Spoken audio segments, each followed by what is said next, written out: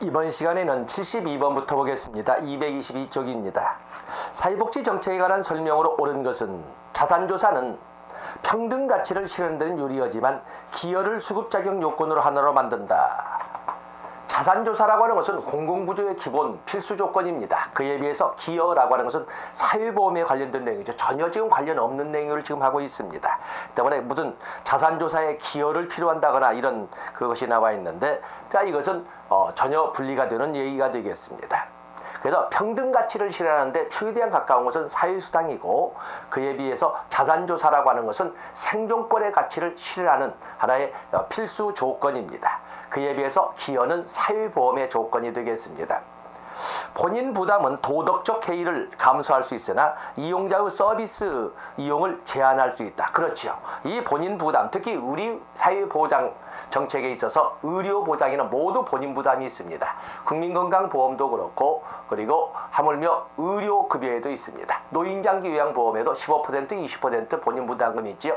자, 이런 것들은 결국에 도덕적 해이를 막고자 하는 의도에 의해서 나왔습니다만, 사용자 이용을 줄일 수 있는, 말하자면 제한할 수 있는 이런 것이 되겠습니다. 조세지출은 다른 재원에 비해 부가, 빙수 비용은 높으나 급여의 보편성을 높일 수가 있다. 자, 여기 보시면 조세지출이라고 하는 조세비용이라고 하는 걸로써 소득공제라든지 감면을 사전에 미리 이끌어가자는 징수했다가 돌려주기보다는 사전에 징수하는 걸로써 여기에는 부가나 징수비용을, 왜냐하면 그 절차나 비용을 줄인다는 데 특징이 있습니다. 그래서 여기 나오는 것처럼 다른 재원에 비해 부가나 징수 비용은 높으나 급여의 보편성을 높일 수 있는 것은 일반 조세를 말합니다. 다음에 민영화는 서비스에 대한 재정 접근성을 높일 수 있지만, 서비스에 대한 재정 접근성이라는 것은 이건 공공부문에 관련된, 우리가 사회복지 행정까지 진행을 하지 않았지만 사회복지 행정의 이념, 그러면 공평성과 접근성은 공공부문에서 봤을 때 특히 아주 강한 이런 특징이 되겠습니다. 그에 의해서 민영화라고 하는 것은 서비스에 대한 재정 접근성은 상대적으로 약하다고 할 수가 있습니다. 서비스의 지속성을 떨어뜨릴 수가 있다 해서 틀린 것은 재정 접근성이 약한 거지요. 그래서 공평성, 접근성, 또 안정성, 지속성, 예측 가능성, 이런 것 등은 공공부문의 특징인 것이고, 그래서 효과성, 효율성, 신축성, 역동성, 유동성, 이런 것은 민간 부문의 특징이 되겠습니다. 최소 가입 기간은 공적연금의 재정 안정성을 높여주는 거죠. 최소한 국민연금 기본 10년을 요구하는 것은 재정 안정성을 높이는 하나의 기본축이 되겠습니다. 자, 이거 틀린 거죠. 답은 2번이 되겠습니다. 다음에 73번 문제는 여러분들이 해설서를 통해서 보시기로 하고 페이지 넘어가겠습니다. 74번, 223쪽에 74번에 보시면, 자, 법제론의 기본 문제를 여기 같이 넣었습니다. 우리나라 사회보장기본법에서 정의하는 사회보장의 영역. 사회보장기본법 제3조 1항에 의해서 사회보장이란 사회적 위험으로부터 모든 국민을 보호하고 삶의 질 향상을 위하여 소득과 서비스를 보장하는 사회보험, 공공부조, 사회서비스를 말한다 해서 사회보험, 공공부조, 사회서비스로 이렇게 설정을 했습니다. 그리고 또 하나 신설된 것이 기본욕구와 특수욕구를 같이 고려해서 소득과 서비스를 보장하는 맞춤형 사회보장으로 평생 사회안전망을 신설을 했습니다. 자, 여기에는 뭐 넓은 의미는 아니고 그냥 사회보험, 공공부조, 사회서비스 좁은 의미로 사회보장기본법 제3조 1항을 제시를 했습니다. 답은 1번입니다.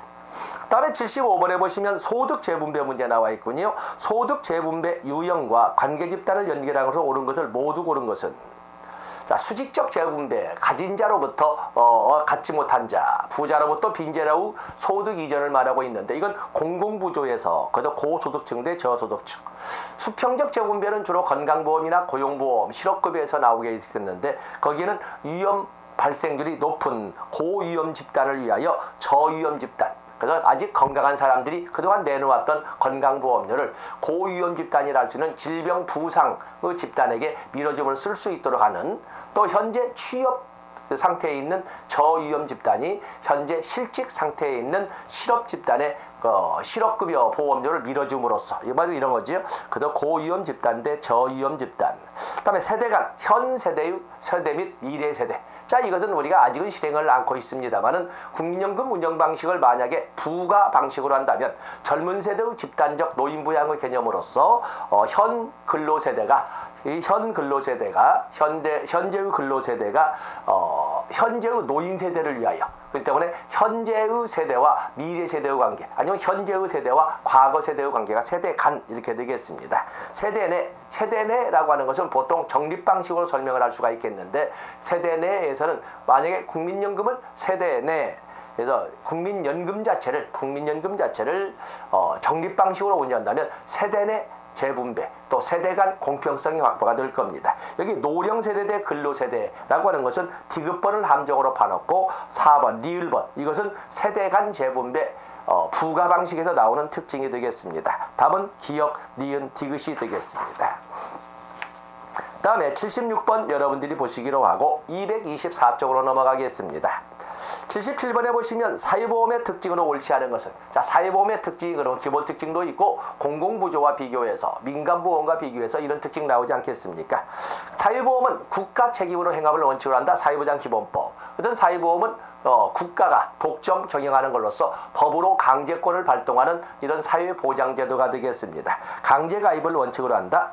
보험료율은 개인이 선택할 수 있는, 개인이 선택하는 것은 민간보험의 계약상 문제인 것이고, 보험료율은 법령으로 딱 정해져 있습니다. 국민연금의 보험료는 기준소득원액의 9%를 절반 내든지 아니면 단독으로 내든지 이렇게 정해져 있고, 국민건강보험료도 역시 마찬가지로 국민건강보험법에 직장 가입자의 보수원액의 보험료율 얼마 이렇게 몇 퍼센트, 이렇게 6점 몇 퍼센트 이렇게 나와 있지 않습니까?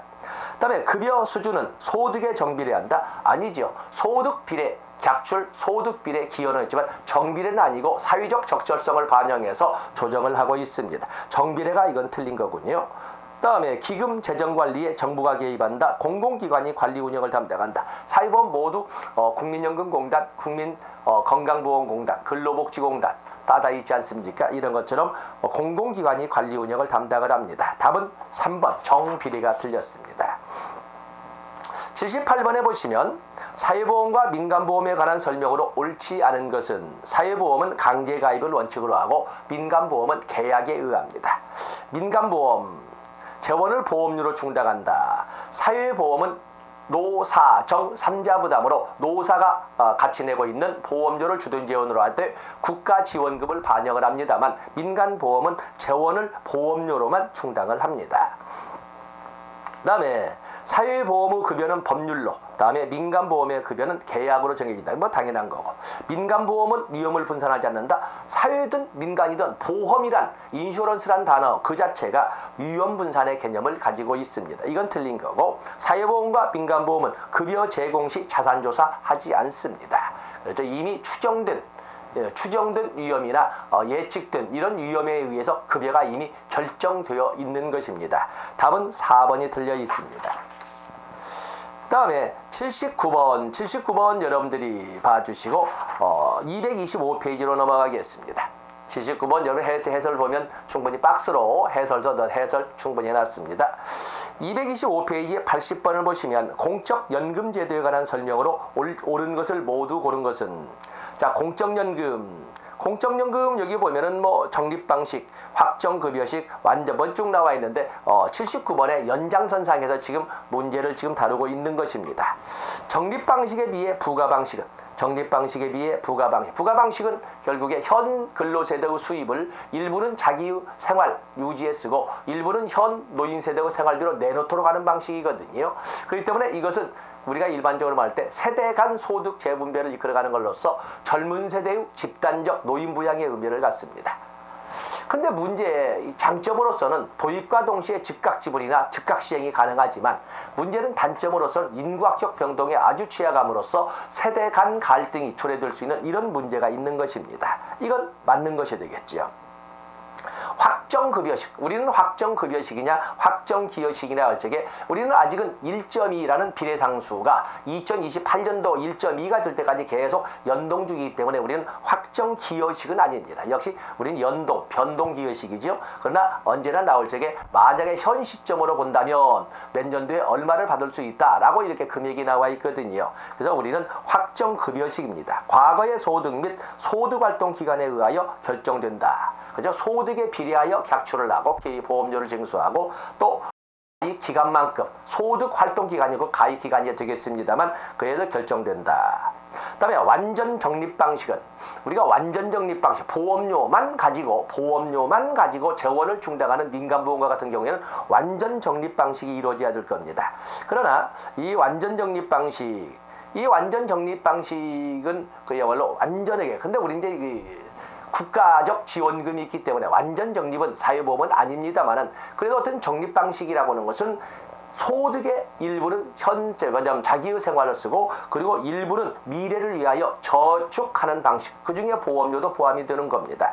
자, 되어 있고 부가 방식에서는 현 근로세대가 은퇴세대의 연금급여에 재원을 부담하는 이것을 말합니다. 그다음에 지역번에서 말한 것처럼 노인세대를 위한 젊은 세대의 일부 양보 또는 젊은 세대의 집단적 노인 부양의 개념을 갖는 것이 부가 방식이 되겠고 부가 방식은 세대 간 재분배 이런 의미를 가질 수가 있습니다. 자, 여기서는 다 모든 것이 맞는 것이 되겠습니다. 그래서 기역 니은 디귿 리을 자, 이 79번과 연장시킨 이런 문제가 되겠습니다.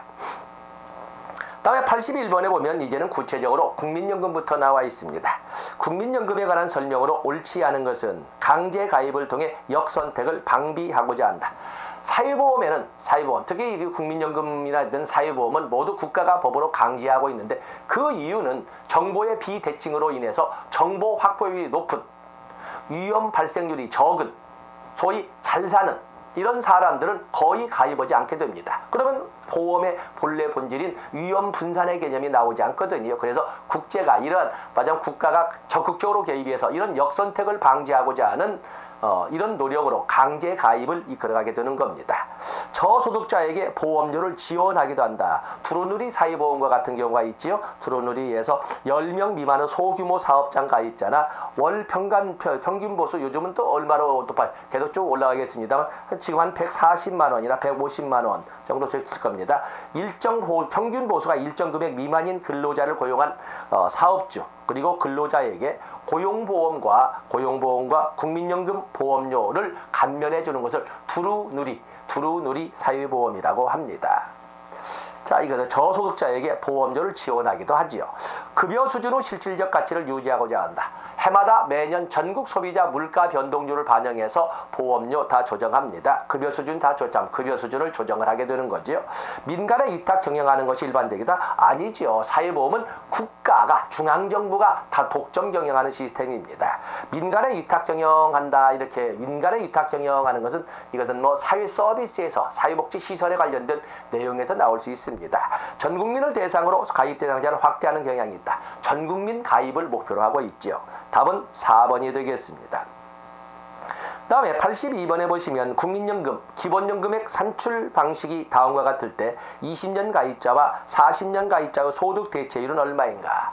자, 여기 보시면 국민연금 국민연금급여 산출 방식은 기본연금액 플러스 부양가족연금액으로 되어 있는데 그 중에 기본연금액은 1.2 A 플러스 B 그리고 가로 열고 또 1 플러스 0.05 12분의 N으로 되어 있습니다. 1.2라고 하는 것은 가입기간 40년을 전제로 해서 보험료를 납부했을 때 전체 가입액의 평균소득 대비 전체 가입기간의 평균소득 대비 연금액 수준을 말하는 소득 대체율을 말합니다. 처음에 우리나라는 2.4로 시작했다가 지금 2028년 1.2가 될 때까지 계속 감소시켜가고 있는데 사실은 처음에는 조금 내고 많이 받을 수 있다는 꿈을 갖고 완전히 꿈을 갖게끔 시작을 했습니다. 그러나 점차 내는 돈은 늘어나면서 준다는 돈은 2.4에서 1.2로 줄어드는 걸로 볼 적에 줄여간다는 건데 그렇기 때문에 우리나라의 연금 운영 방식은 수정 적립 방식이라고 합니다. 그렇기 때문에 처음에 2.4로 시작했을 때에는 소득 대체율, 뭐냐면 40년 보험료 가입될 때 평균 가입 기간에 평균 소득에 대한 연금액 수준이 70%를 맞춰줬습니다. 그러다가 그것이 계속 줄이면서 1.8이 되면서 60%, 만약에 2028년에 1.2가 된다면 40%가 될 겁니다. 그 때문에 지금 1.2로 기본연금액을 1.2로 하기 때문에 20년 가입자는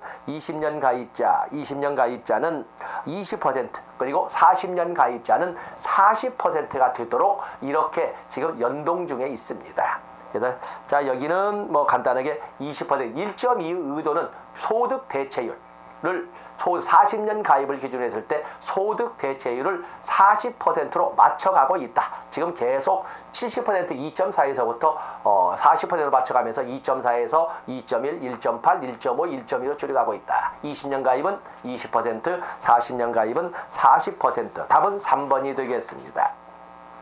뭐 기본연금액 계산하는 공식 우리가 봤었죠. A라고 하는 것은 균등 부분으로 평균 소득 월액으로 계산하는 사회적 적절성 부분입니다. B라고 하는 것은 소득 비례 부분으로 개인적 공평성이 반영되는 것으로서 기준소득 월액으로 계산을 합니다. 물론 개인적 공평성 부분보다는 사회적 적절성이 강조된다는 특징에 의해서 A의 비중이 큽니다만, 다음에 20년 가입을 기준으로 해서 1로 하고 20년을 초과하는 1년마다 0.05 5%를 더 준다는 개념이 뒤에 가로 안에 0.05고, 그런데 1년이라고 해서 똑같은 1년이 아니기 때문에 그걸 월수로 나누어서 12분의 n, 그래서 n이라고 하는 것은 20년을 초과한 가입 월수를 말하고 있습니다. 자, 이렇게 우리가 한번 정리했습니다. 83번에 보시면 국민건강보험제도에 관한 설명으로 옳은 것은, 자, 국민건강보험은 1963년에 제정이 되어서 77년부터 의료보험으로 조합주의 방식으로 운영이 됐다가 1999년에 국민건강보험법이 제정되고 2000년부터 21세기부터 국민건강보험제도로 운영되고 있는 겁니다. 적용 대상 원칙은 국내에 거주하는 국민으로 되어 있습니다. 보험자, 우리는 2000년부터 1977년부터는 조합주의였습니다만, 마치 비스마르크 사회보험의 길드 방식으로 한 것처럼 질병보험 조합주의였지요. 그런 것처럼 우리도 조합주의로 시작이 됐었습니다. 공무원 의료보험 조합, 지역 의료보험 조합, 직장 의료보험 조합, 이렇게 운영이 됐었는데 이제는 우리가 2000년부터 전면 통합주의로 운영됩니다. 단일 보험자주의로 우리나라의 의료보장에 대한 단일 보험자는 국민건강보험공단이 되겠습니다. 현금급여, 국민건강보험급여에는 급여가 5가지가 있지요. 그중에 현물급여로서는 요양급여가 있고, 현금급여로서는 요양비, 출산비, 그리고 장애인 보장구 급여가 있습니다. 다음에 바우처로서는 임신, 출산, 진료비와 건강검진이 있다, 이렇게 설명을 했습니다. 거기 뭐 장제비라고 하는 것이 있는데, 부가급여에 장제비, 상병급여를 지급할 수 있다라고 실시할 수 있다고 되어 있지만 사실상 사문화된 조항이고, 부가급여로 법률상 부가급여로 현실화된 것은 대통령령에 의해서 임신, 출산, 진료비 하나만, 그것도 바우처로 운영되고 있습니다. 자, 이것은 틀린 거지요. 4번에 보면 피부양자는 소득 수준과 무관하게 직장가입자에 의해 생계를 유지하는 것이다. 피부양자라고 하는 것은 직장가입자의 가족, 배우자, 부모, 직계 존속, 직계 비속, 형제자매로서 보험료를 낼 수 있는 별도의 보수나 소득이 없는 자, 생계를 같이 유지하면서 별도의 보수나 소득이 없는 자를 피부양자라고 합니다. 소득이 있으면 아닙니다. 사립학교 교직원, 사학교직원, 본래 이 건강보험 가입자의 직장가입자의 보수월액 보험료는 노사준등분담입니다. 그러나 사립학교 교직원 같은 경우에는 가입자인 근로자가 50%, 학교법인이 30%, 국가가 20%를 내도록 되어 있습니다. 답은 여기에서 옳은 것은 답은 2번밖에 없습니다. 다음에 84번은 여러분들이 봐주시고 해설서 충분히 해서 법조문 다 집어넣습니다. 볼 수 있습니다. 227페이지로 넘어서 85원으로 가서 보시면 우리나라 건강보험 제도에 관한 설명으로 옳지 않은 것은, 자, 여기도 역시 간단하게 보겠습니다. 진료비 지율 방식은 행위별 수가제를 원칙으로 하되 포괄 수가제를 아직은 일부 점점 확대를 시켜가고 있습니다만 포괄 수가제를 반영하고 있습니다. 질병으로 인해 상실된 근로소득을 보존해주는 현금급여는 이건 산재보험에서 나와 있는 휴업급여가 되겠습니다. 그다음에 우리나라는 조합 방식으로 시작은 했었습니다만 2000년부터 전면 통합주의로 전환 운영, 다시 말해서 단일보험자주의로 운영되고 있습니다. 직장가입자의 보험료 산정 대상인 보수월액에는 상하한선이 있습니다. 그래서 상한선, 보수월액에서 상하한액이 존재를 합니다. 그래서 이 보수월액 상하한액에서 보수월액을 뺀 나머지가 있지 7,200만 원이 더 넘을 경우에는 7,200만 원이 넘을 때는 거기에는 소득월액에 대한 어떤 보험료 산정이라는 이런 그 기술적 절차가 존재하는데 거기까지는 진입을 않겠습니다. 국내에서 업무에 종사하는 직장가입자의 보험료율은 8% 이내를 원칙으로 하고 현재 지금 우리가 6.07%가 적용하고 있거든요. 그에 비해서 같은 그 업무에 종사한다 해도 국유에서 종사하는 직장가입자의 보수월액 보험료율은 그 보험료율의 절반을 적용한다라고 규정을 하고 있습니다. 자, 여기는 산재보험의 휴업급여를 2번에서 말을 했습니다. 답은 2번이 되겠습니다. 다음에 86번에 보시면 우리나라 고용보험에 대한 설명으로 옳지 않은 것. 고용보험 1993년에 제정이 되어서 1995년에 실질적으로는 많은 사람들이 아직도 실업급여라고 하는 것은 실업급여와 육아휴직급여, 출산전후휴가급여와 같은 사후적 소극적 사회보장제도만 생각해서 그렇습니다. 그러나 우리나라 고용보험에는 그뿐만 아니라 고용노동부, 다시 말해서 정부가 주관하는 고용안정 직업능력개발사업, 사전적, 적극적 노동시장 정책까지 포함되기 때문에 고용보험이라고 부르고 있는 것입니다. 그래서 이 고용보험 직업능력, 보험료가 나와 있군요. 고용보험이나 산재보험은 보험료 징수에 관한 규정을, 상세 규정을 본 법이 아닌 별도의 법으로 보험료 징수법에도 규정을 하고 있는데 고용보험료는 두 가지만 걷습니다. 실업급여 보험료와 고용안정 직업능력개발사업 보험료. 실업급여 보험료는 노사 균등분담입니다. 그에 비해서 고용안정 직업능력개발사업 보험료는 마치 산재보험료처럼 사업주가 단독 부담하도록 되어 있습니다. 이거 틀린 거죠. 답이 1번이군요. 다음에 구직급여 소병급여 일수는 이직일로부터 1년 이내만 지급하되 그 1년도 다 주는 것이 아니라 법으로 정해진 소정급여 일수, 이직일 당시 연령과 피보험 단위기간 두 기준을 가지고 산정한 법으로 정해진 일수가 있는데 그걸 소정급여 일수라 하고 90일에서 240일로 되어 있습니다. 실업의 인정, 일자리가 없는 것을 인정받는 것이 아니라 실직 상태에서 열심히 구직 노력을 하고 있음을 직업안정기관의 장으로부터 인정받는 것을 실업의 인정이라고 합니다. 그래서 근로의 의사와 능력을 가지고 적극적으로 구직 노력을 하고 있음을 인정받는 것을 실업의 인정이라고 한다. 구직급여를 받기 위해서나 아니면은 육아휴직급여, 출산전후 휴가급여를 받기 위해서는 적어도 피보험 단위기간 180일을 증명할 수 있어야 됩니다. 육아휴직급여는 당연히 남녀 모두에게 해당이 됩니다. 답은 거기 보면 답은 1번이 되겠습니다. 기본상식이면서 넘어가는 문제입니다. 다음에 87번, 그래서 87번은 직업정보론이나 노동시장론에 관련된 문제를 해서 거기 나와 있고, 그래서 특히 다른 공무원을 준비하시는 분들은 아주 유용합니다만 이런 문제도 나온다 해서 상세하게 해설 붙여서 넘겨놨습니다. 자, 228페이지로 넘어가십니다. 87번 여러분들 해설 보시면 이해할 수 있습니다. 88번에 보시면 산재보험 문제가 나와 있습니다. 우리나라 산재보험에 관한 설명으로 옳지 않은 것은 산재보험은 우리나라 최초의 사회보험으로 1963년에 제정이 되어서 64년도부터 시행된 법이 되겠습니다. 산재보험은 무과실 책임주의에 입각한 사업주 책임보험의 의미를 갖는 것이 산재보험인데 1번에 나와 있군요. 그 다음에 평균 임금을 기초로 하는 정률 보상 방식으로 보험급여를 제공합니다. 고용보험이나 산재보험의 급여의 산정 기준은 평균 임금입니다. 고용보험에서는 평균 임금이란 말을 쓰냐면 급여 지급의 기초가 되는 기초일액, 맞으면 그 기초일액은 마지막 이직일 당시 평균 임금으로 하되 상한선 86,000원으로 보고 그거의 50%를 지급을 한다라고 이렇게 법으로 규정되어 있습니다. 법으로 되어 있습니다. 또 역시 마찬가지로 산재보험 급여도 휴업급여 평균임금의 70%, 장제비 평균임금의 121분, 또 유족보상 일시금 평균임금의 1301분, 장애급여 평균임금 곱하기 법으로 정해진 일수, 이렇게 평균임금을 산정 기준으로 하되 정률보상 방식, 여기는 산재보험에서 70% 이런 식으로 나와 있지 않습니까? 다음에 보험급여에 관한 결정 등에 불복할 경우 당해 결정에 대한 심사, 재심사 청구를 산재보험심사위원회에 우선 제기해야 된다. 자, 여기 우선 제기해야 된다 이렇게 되어 있습니다. 자, 거기에 보면은 공단은 제3자의 행위에 따른 보험급여를 지급하는 경우에는 그 급여의 범위 안에서 제3자에 대한 손해배상을 대유할 수 있을 정도로 아주 상세하게 정리를 하고 있습니다.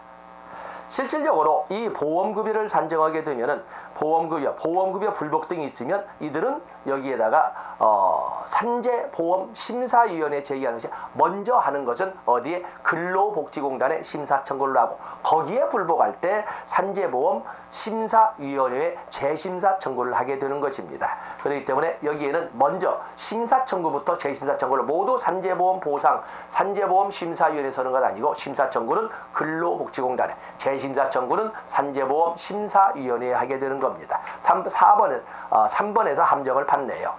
다음에 5번은 장애보상, 유족보상을 받는 경우 국민연금의 장애연금, 유족연금 급여액이 조정되거나 일정 기간 지급이 정지된다. 자, 이런 것도 우리가 이론 강의 때 설명하지 않았지만 또박또박 읽어볼까요? 장애보상이나 유족보상을 받는 경우 국민연금, 장애연금이나 유족연금 급여액이 조정될 수 있고 그리고 일정 기간 지급이 정지된다고 그랬습니다.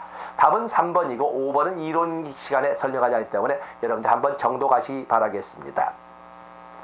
다음에 89번 문제는 여러분들이 보셔도 되겠고 해설로 법조문 다 넣었습니다. 적어도 보고 90번에 보시면 현행 산재보험에 대한 설명으로 옳지 않은 것은 산재보험법상 근로자란 근로기준법에 의한 근로자를 말한다. 다 정의편에 나와 있습니다. 특수형태 근로종사자도 적용 대상이 될 수가 있다. 산재보험에는 이 특례가 이 쭉 6가지가 이게 나와 있는데 거기에 보면 국외 종사자 또 산업 뭐냐면 현장 연수생 또 그런가 하면 거기에 보면 특수형태 근로종사자, 국기법상 수급자 이런 등등에 대한 특별 예외 규정들이 있습니다. 그렇기 때문에 여기 특수형태 근로종사자도 적용 대상이 될 수 있다. 특례에 의해서 규정되어 있습니다.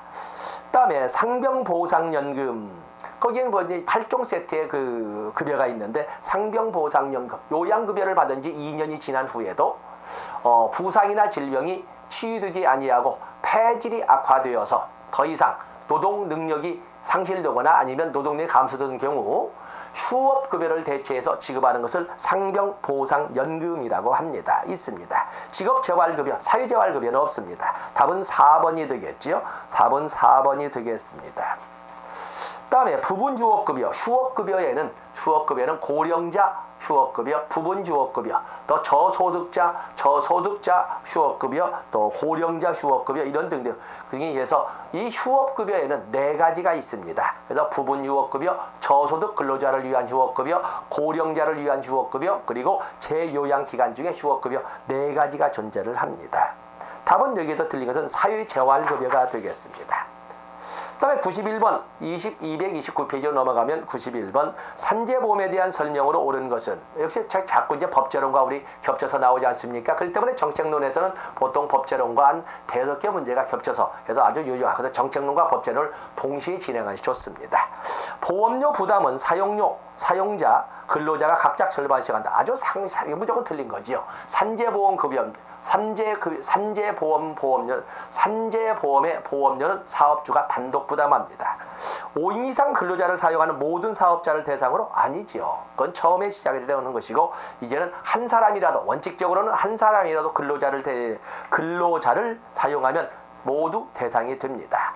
급여의 종류에는 8종 세트가 있는데 요양급여, 구직급여라는 것은 고용보험의 실업급여의 한 내용이 되겠습니다. 이건 틀린 거죠. 근로자의 고의과실에 의한 부상, 질병, 장애도 재해에 포함된다. 업무상 재해에는 이런 것은 전부 제한 사유가 되겠습니다. 60세 이상인 부모, 조부모는 유족보상연금의 수급 자격자가 될 수 있다. 당연하죠. 그렇습니다. 답은 5번이 되겠습니다.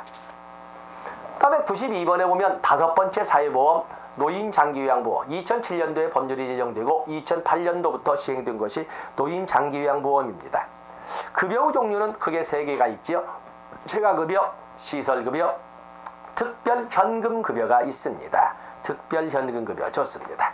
그다음에 2번에 보시면 적용 대상자는 65세 이상의 노인 중 적용 대상자는 65세 이상의 노인 중 요양등급판정위원회 1등급에서 3등급을 받은 사람을 말한다. 아니요. 적용 대상자는 65세 이상을 원칙으로 하되 65세 미만의 자도 대통령령으로 정한 노인성 질병, 즉 치매나 뇌혈관성 장애, 알츠하이머 이런 등등이 딱 정해져 있습니다. 그런 그 대통령령으로 정한 노인성 질병을 가진 자로서 장기요양 등급 판정위원회로부터 1급에서 5등급까지의 판정을 받은 사람을 말합니다. 이제는 1급에서 5등급입니다. 종량은 달라져 있습니다. 다음에 재가급여는 장기요양급여 비용의 15%, 시설급여는 20%를 본인 부담금으로 합니다. 3번은 맞지요? 중복수급 금지를 원칙으로 하되, 자, 이것도 우리가 이론 시간에 설명 안 했지만 알고는 있습니다. 중급수급 금지를 원칙으로 하되 가족요양비 수급자 중 기타 재가급여의 경우가 될 경우에는 예외가 될 수 있다. 자, 이론 강의에 설명하지 않았기 때문에 한번 중복수급 금지를 원칙으로 한다. 가족요양비는 특별현금급여죠. 가족요양비, 가족요양비, 또 그런가 하면 특례요양비, 요양병원 간병비가 세 가지가 특별현금급여인데 가족요양비 수급자 중 기타 재가급여가 재가급여의 경우에는 예외가 될 수가 있다. 봐주시고. 장기요양보험료는 건강보험료 곱하기 장기요양보험료율로 곱해서 계산한다. 틀린 것은 1급에서 5등급이 되겠습니다. 1급에서 5등급이라는 것도 여러분들이 바뀌어진 내용이기 때문에 충분히 출제될 수가 있는 것입니다.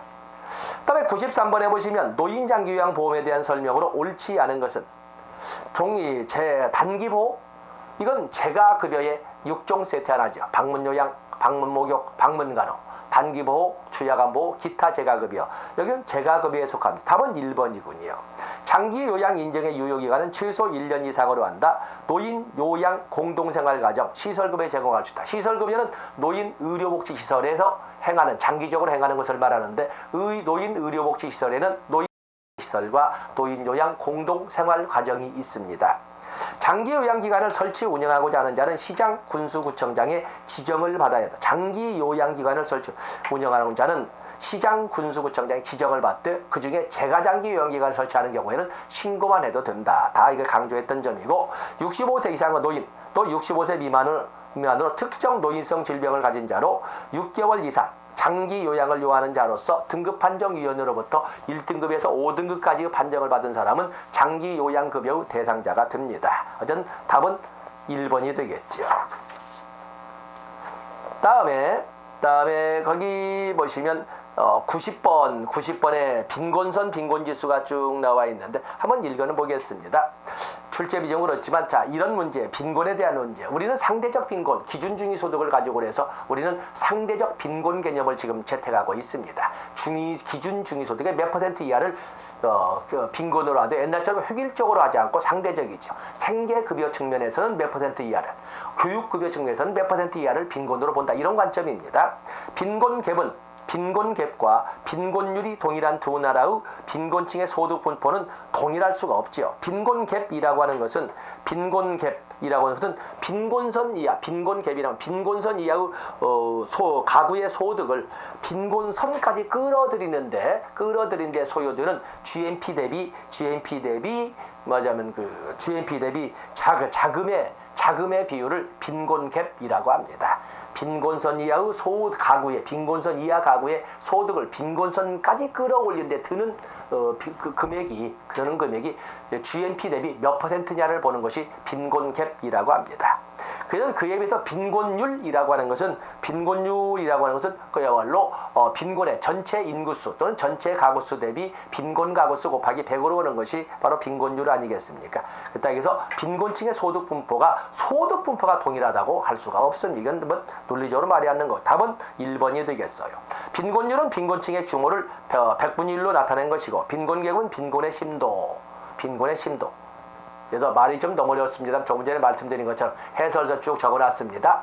빈곤선 이하 가구의 이하 가구의 소득을 빈곤선까지 끌어들인 데 들 수 있는 금액이 GNP 대비, GDP 대비 몇 %인가를 보는 것을 빈곤갭이라고 합니다.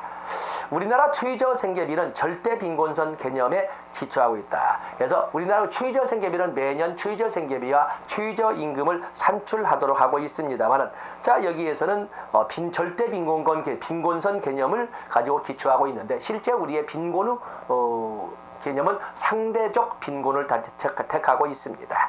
상대 빈곤선은 소득 불평등의 영향을 직접적으로 받는다. 우리나라 일반적으로 중위소득의 50% 기준 50% 기준 빈곤선은 평균소득 50% 빈곤선보다 낮다. 그렇지요. 기준 중위소득의 50%는 평균소득의 빈곤선, 평균소득의 빈곤선은 고소득자의 고소득이 소득이 훨씬 더 높기 때문에 기준 중위소득의 상부에 위치하고 있습니다. 자, 이런 것들 한번 보시고 답은 1번이 되겠습니다. 다음에 95번 소득 불평등 정도의 측정해서 다 우리가 이론 시간에 있었지요.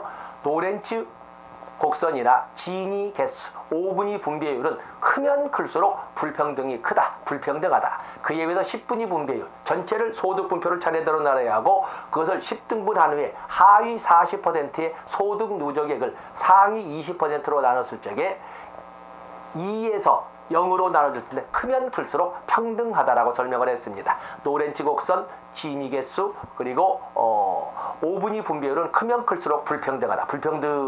지금 불평등도 따지는 거지요. 그에 비해서 10분위 분배율은 크면 클수록 2에 가까우면 가까울수록 평등하다라고 우리가 노트 정리를 했습니다. 그래서 해설서 다시 정리했으니까 노트와 같이 보시면 됩니다.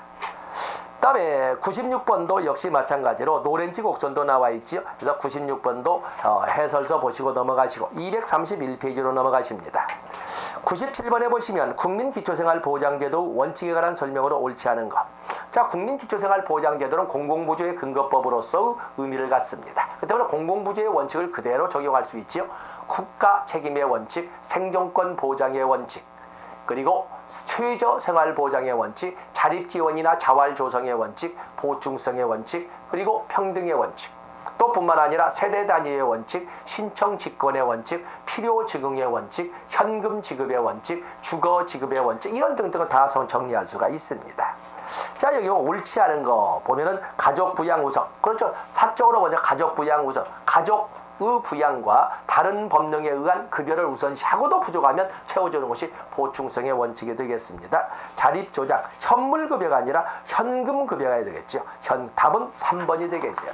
현금급여의 원칙은 사회서비스, 사회복지사업법에 의한 서비스 제공 원칙이 현물급여고, 공공부조, 국민기초생활보장제도는 현금급여를 원칙으로 합니다. 다음에 98번에 보시면 우리나라 자활사업에 관한 설명으로 옳지 않은 것은, 자활사업에 대한 건 나와 있지요. 우리나라 대표적인 노동연계복지 프로그램이다. 자활기업은 사회적 기업 창업을 전제로 한다. 사회적 기업 창업이 아니라 근로의지, 근로유인 효과를, 근로의지를 유지하는 데 목적이 있는 것이지 기업 창업까지를 목적으로 하지는 않습니다. 그다음에 자활기업에는 차상위 계층이 참여할 수 있습니다. 어떤 옛날엔 자활 공동체라고 했는데, 그래서 요즘에는 자활 공동체일 때는 반드시 복수의 구성을 요구하고 있었지만 이제는 자활기업이라고 부름으로써 한 명이라도, 한 사람으로도 기업은 창립될 수가 있습니다. 설립될 수가 있다. 지역 자활센터는 자활사업 참여자들에 대한 관리, 교육, 사업의 운영 주체이다. 그래서 자활사업 참여자에 대한 관리, 교육, 사업 운영 주체는 지역자활센터다. 이것도 독립된 문제가 되겠습니다. 자활사업의 생산품은 시장 영역에서 거래가 되지만 공공 영역에서도 우선 지원 대상으로서 거래가 될 수가 있습니다. 어쨌든 답은 2번이고 보시고, 다음에 99번은 여러분들이 같이 봐주십시오. 자, 마지막 232페이지 100번으로 넘어가겠습니다. 다음의 내용이 설명하는 사회복지제도 프로그램은 저소득층이나 취약계층에게 현금급여를 통한 소득지원, 대신 물적 자산 형성 등을 통해 근로 의욕을 고취하고 노동시장에 적응할 수 있는 물적 자본을 형성시켜준다. 자, 이것을 우리는 개인 발달 계좌라고 설명을 합니다. 그래서 개인 발달 계좌 해서 내 희망 키움 통장이나 내일 키움 통장과 같은 것이 바로 개인 발달 계좌가 되겠습니다. 자, 이것은 1990년대 미국에서 시작이 된 건데, 어떤 열심히 자립하려고 하는 이런 기초수급자 가구나 자활사업 참여자가 자립할 수 있도록 자산 형성을 지원하는 이런 제도로서 희망 키움 통장 또는 내일 키움 통장과 같은 것이 존재를 합니다. 자, 이에서 이런 정도에서 정책적 측면을 마감 짓걸로 하겠습니다. 그래서 우리는 정책을 공부할 때에는 반드시 사회복지 법제론과 같이 연결시켜서 한다면 굉장히 암기력이나 내면화가 깊어집니다. 그래서 정책론과 법제론을 같이 연결시켜서 공부하시는 것이 하나의 전략이라고 볼 수가 있습니다. 자, 이 시간 여기까지 하고 다음에는 사회복지 행정론으로 진행하도록 하겠습니다. 고맙습니다.